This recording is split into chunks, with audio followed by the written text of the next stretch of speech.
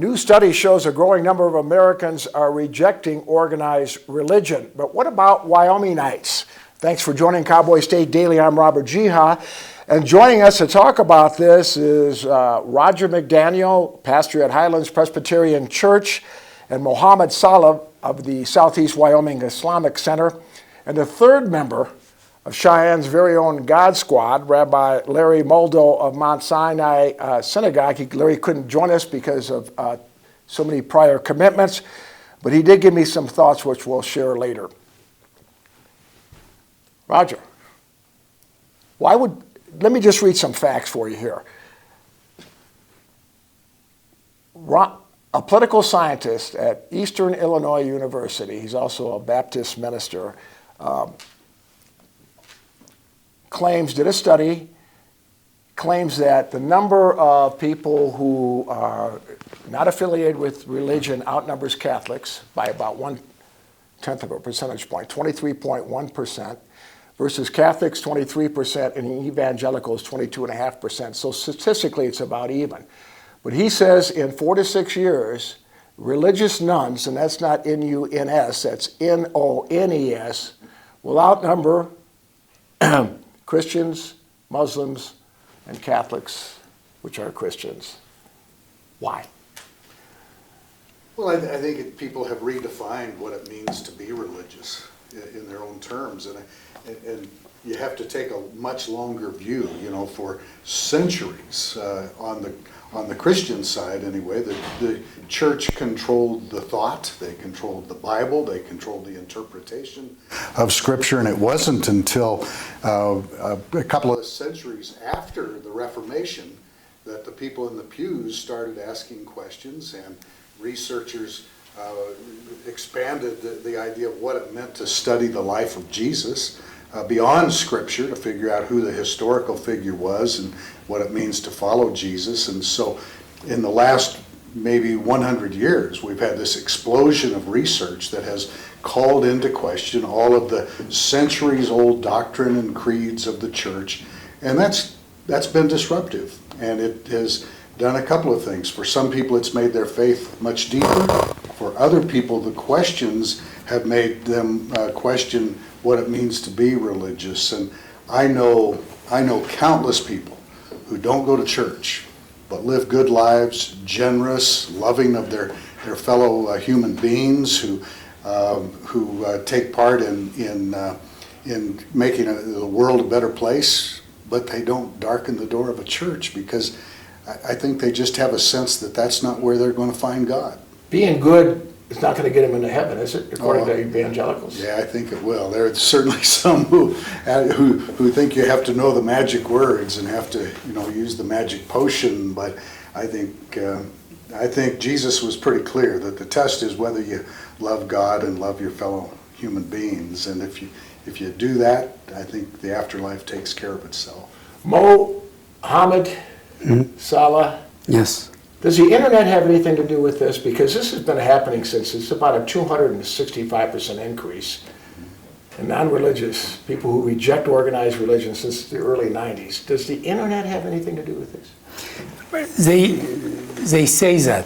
Of course, the young people gravitate to the internet, and so but in Islam and Judaism, it is what you do, it's rituals, rather than what you believe. So you don't question a lot of, your beliefs. Actually, theology is not even a big science in Islam. In Judaism it is, but in Islam it is sort of a subordinate to believing in God and the prophets. So, the Quran itself says whatever is mentioned to you in the Quran, you have to contemplate about it. You have to think of it. And a lot of people don't do a lot of thinking. So the young people are attracted to the social media, and so they try to debate these issues. They don't have to go to a mosque or a temple or a church because they have a community of people on the internet with them? No, it's highly recommended you do your prayer and your rituals in a communal way.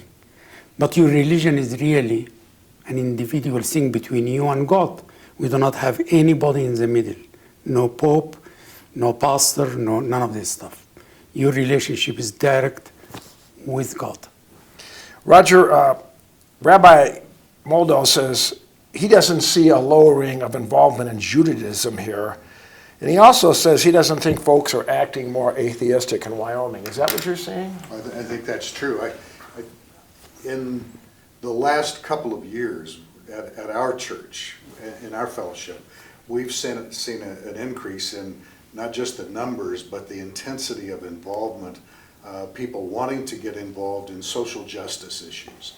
The immigration issue, for example, has brought a lot of people to our church because our church doesn't hesitate to wave the progressive flag. We are liberal Christians who believe that the primary responsibility we have is to our fellow human beings, to, as Jesus said, to do for the least of these. And so our church focuses on a couple of things. One is community-oriented mission, and the other is questioning, searching, studying, not just scripture, but some of the other contemporary writings about what it means to be religious. And so people have become engaged in that. You know, we sponsor something called Bibles and Beer, which is a unique interfaith Bible study every Monday night in the pub at Uncle Charlie's.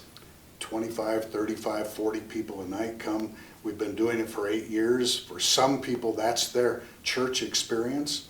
A lot of people who come haven't been raised in the church.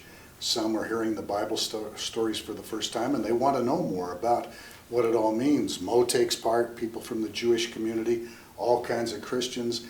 But it's an endeavor of people they're trying to figure out what it is they believe and why. And they haven't found that inside the traditional church. But that doesn't mean they're not looking.